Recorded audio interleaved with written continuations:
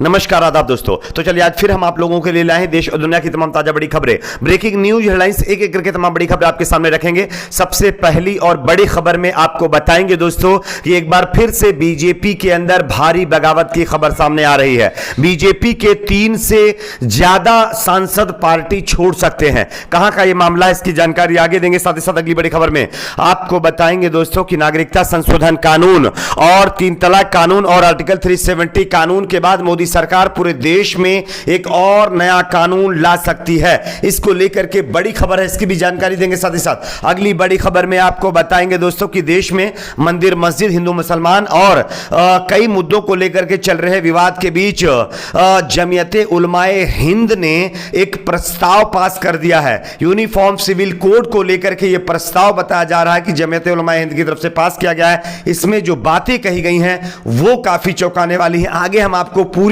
जानकारी देंगे कि जमीयत उलमा हिंद ने इस प्रस्ताव में क्या कहा है। साथ ही साथ अगली बड़ी खबर में आपको बताएंगे दोस्तों कि नबी की शान में गुस्ताखी करने वाली बीजेपी प्रवक्ता नुपुर शर्मा की बड़ी मुश्किलें, महाराष्ट्र में कई एफआईआर दर्ज।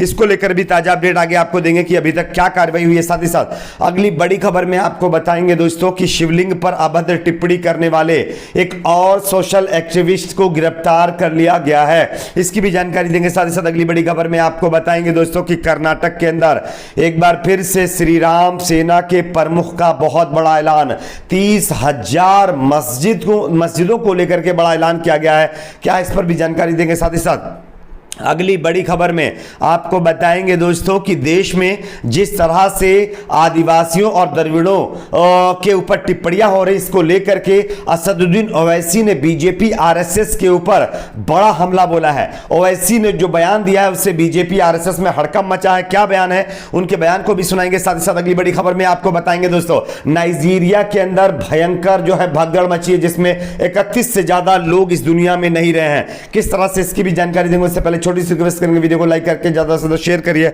चैनल को सब्सक्राइब करके बेल आइकन को जरूर प्रेस कर लीजिए। बात करेंगे पहली और बड़ी खबर की।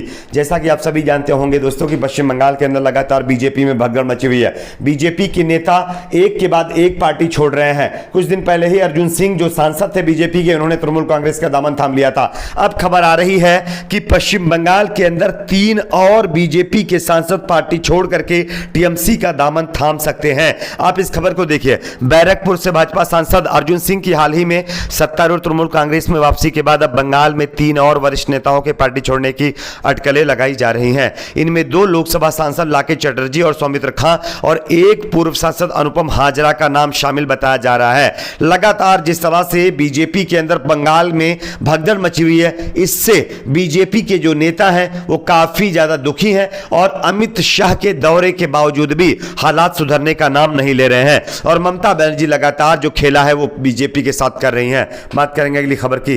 अगली बड़ी खबर दोस्तों यहां पर आ रही है, मोदी सरकार पूरे देश में एक और नया कानून ला सकती है। आप इस खबर को देख सकते हैं दोस्तों। केंद्र सरकार ने देश के नागरिकों के लिए एक समान नागरिक संहिता कानून लाने के लिए पूरी तैयारी कर दी है। इस कानून का केंद्रीय बिल आने वाले समय में किसी भी समय संसद में पेश किया जा सकता है।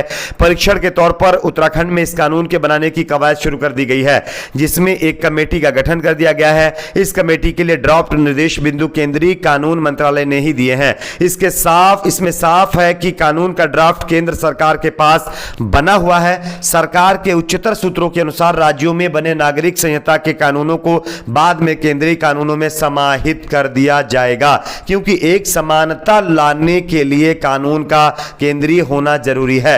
राज्यों में यह कानून को परीक्षण के तौर पर बनवाया जा रहा है। यह पहला मौका है जब सरकार ने पहली बार इस कानून के लाने के बारे में इतनी स्पष्टता से कहा है। वहीं दूसरी तरफ जो अगली बड़ी खबर है वो है इसी कानून को लेकर के जमीयत उलमाए हिंद ने मोदी सरकार के खिलाफ एक प्रस्ताव पास कर दिया है। हम आपको दिखाना चाहते हैं, आप देख सकते हैं जमीयत उलमाए हिंद का एक सम्मेलन चल रहा है, जिसमें उन्होंने दूसरे दिन यूनिफॉर्म सिविल कोड पर प्रस्ताव पास किया है। सम्मेलन में समान नागरिक संहिता लागू करने और मूल संवैधानिक अधिकारों से वंचित करने की कोशिशों पर चिंता जाहिर की है।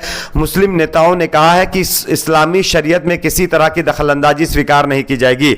सम्मेलन में कहा गया है कि मुस्लिम पर्सनल लॉ बोर्ड में शामिल जैसे कि शादी, तलाक, खुला, विरासत आदि के नियम कानून किसी समाज, समूह या व्यक्ति के बनाए हुए नहीं है, ना ही ये रीति रिवाजों या संस्कृति के मामले हैं, बल्कि नमाज, रोजा, हज आदि की तरह ये हमारे मजहबी आदेशों का हिस्सा है जो पवित्र कुरान और हदीसों से लिए गए हैं। इसलिए उनमें किसी तरह का कोई बदलाव या किसी को उनका पालन करने से रोकना इस्लाम में स्पष्ट हस्तक्षेप और संविधान की धारा 25 में दी गई गारंटी के खिलाफ है। इसके बावजूद अनेक राज्यों में 17 लोग जो है पर्सनल लॉ बोर्ड को खत्म करने की मंशा से समान नागरिक संहिता कानून लागू करने की बात कर रहे हैं, और अगर इस तरह का कानून आता है तो हम कतई भी इसको बर्दाश्त नहीं करेंगे, ये कहते हुए जमीयत उलमा हिंद ने यह प्रस्ताव पास किया है। बात करेंगे अगली खबर की। अगली बड़ी खबर आ रही दोस्तों, हजरत मोहम्मद सल्लल्लाहु अलैहि वसल्लम के ऊपर अपमानजनक टिप्पणी करने वाली बीजेपी प्रवक्ता नुपुर शर्मा की बड़ी मुश्किलें। महाराष्ट्र में दर्ज हुई कई एफआईआर, आप इस खबर को देख सकते हैं।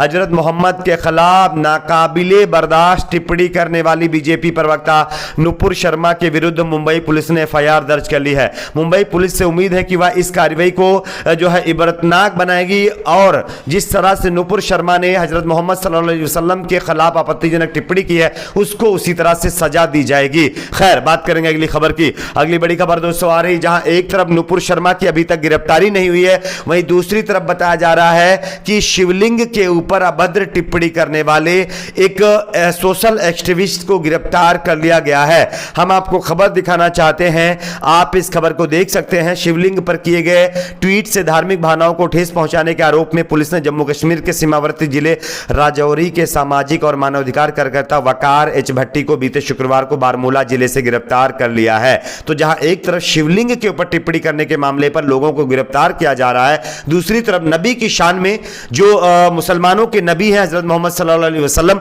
उनके ऊपर अभद्र टिप्पणी करने वाली बीजेपी प्रवक्ता को अभी तक गिरफ्तार नहीं किया गया।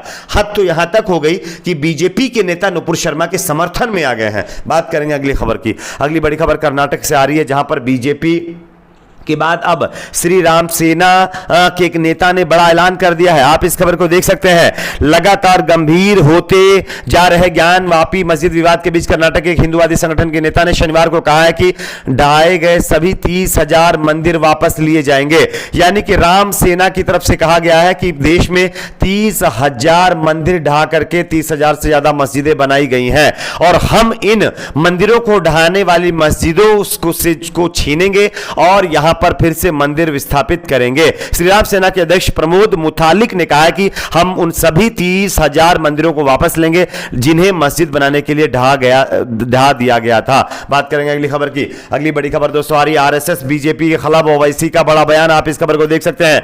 ऑल इंडिया इत्तेहाद मुस्लिमीन के प्रमुख असदुद्दीन ओवैसी ने कहा कि भारत ना तो मेरा है और ना मोदी का है और ना ही शाह का है। अगर भारत किसी का है तो वो द्रविड़ों और आदिवासियों का है। ओवैसी ने कहा कि भारत तब बना जब यहां लोग अफ्रीका, ईरान, सेंट्रल एशिया और पूर्वी एशिया से आए थे। आज जिस तरह से देश में नफरत फैलाई जा रही है इसका सीधे जिम्मेदार बीजेपी आरएसएस को ओवैसी ने ठहरा दिया है। बात करेंगे अगली खबर की। अगली बड़ी खबर दोस्तों नाइजीरिया से आ रही है, जहां पर चर्च में भगदड़ होने की वजह से 31 से ज्यादा लोगों की कैजुअलिटी की खबर है, जिसमें ज्यादातर बच्चे बताए जा रहे हैं। आपकी अपनी क्या राय नीचे कमेंट बॉक्स में जरूर बताएं। वीडियो को लाइक, शेयर और सब्सक्राइब जरूर करें।